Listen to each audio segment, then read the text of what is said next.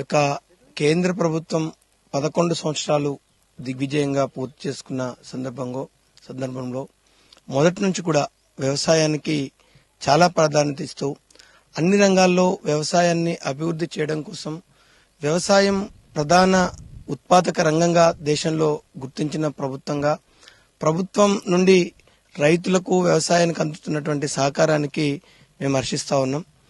ఉదాహరణకి 2014తో పోలిస్తే ఆ రోజు కనీస మద్దతు ధరలు చూసుకుంటే ఈ రోజు దాదాపుగా 11 సంవత్సరాల్లో అవి 2 రెట్లు పెరగడం హర్షించదాయకం. రెండవది 2014లో 4,000 రూపాయలు కూడా లేనటువంటి పత్తి ఈరోజు 8,000కి మద్దతు ధర రావడం, వడ్లకి 2,369 రూపాయలు వడ్లకి మద్దతు ధర ఇస్తున్నారు. 2014లో కేవలం 1,400 రూపాయలు ఉండేది.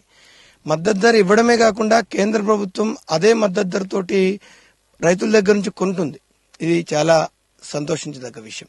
ఒక విధంగా వ్యవసాయ రంగానికి కేంద్ర ప్రభుత్వము చాలా మంచి ఈ పథకాలు తీసుకొచ్చింది.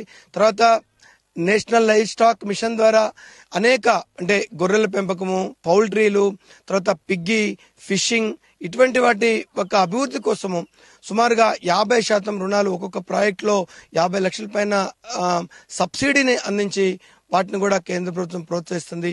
ఇది కూడా చాలా మంచి విషయము. చాలా మందికి ఉపాధి లభిస్తూ ఉంది. గ్రామాల్లో ఈ కారణంగా గ్రామాల యొక్క పరిపుష్టి పెరుగుతూ ఉంది, గ్రామాల యొక్క ఆర్థిక పరిస్థితి పెరుగుతూ ఉంది, రైతుల యొక్క ఆర్థిక పరిస్థితి పెరుగుతూ ఉంది. కాబట్టి కేంద్ర ప్రభుత్వానికి ధన్యవాదాలు తెలియజేస్తున్నాము.